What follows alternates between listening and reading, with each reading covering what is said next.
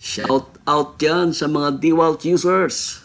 Kapag napanood nyo ang video ito, siguradong maging madali sa inyo ang pagpalit ng blade ng DeWalt miter saw. Papalitan natin ng pang-aluminum na Powercraft blade 120 teeth. Galing sa fine line yan. Itong provided tool lang ang kailangan natin at wala nang iba, mapapalitan natin ang blade. Yan. So, dalawang screw na yan ang ating luluwagan. Hindi natin siya i-completely unscrew. Luluwagan lang natin ang dalawang yan para magkaroon tayo ng access doon sa may middle bolt na humahawak sa arbor ng ating blade. Yan. Luluwagan natin. Saka ito pa yung isa sa bandang ibabaw. Yan. Luluwagan din natin yan.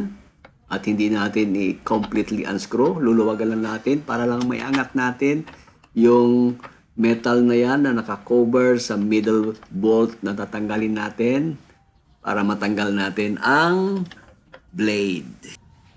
So, kailangan nating pindutin ang button na yan para matanggal natin ang middle bolt. So, habang tinatanggal natin, dapat naka-press down ang button na yan. So, lagi nating tandaan na ang pag-loosen ay pakanan or clockwise.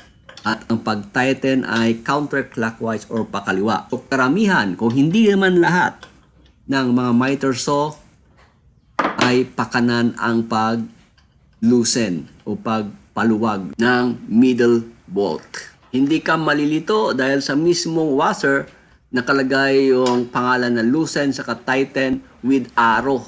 Sundan mo lang yan, hindi ka malilito.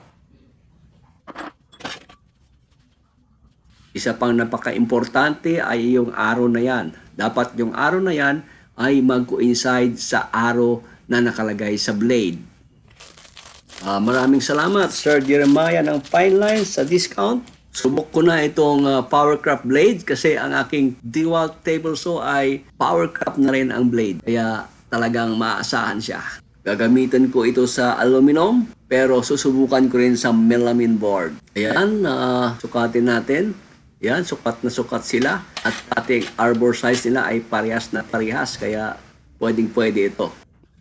Hindi natin siya pwedeng ikabit ng nakalabas yung pangalan na Powercraft dahil hindi mag-coincide ang arrow ng blade saka ang arrow ng miter saw. So, nakatalikod natin siyang ikabit. Ayan, parehas na ang orientation niya sa DeWalt blade ko. Dahil sure na tayo na tama ang patalikod, ikabit na natin yan.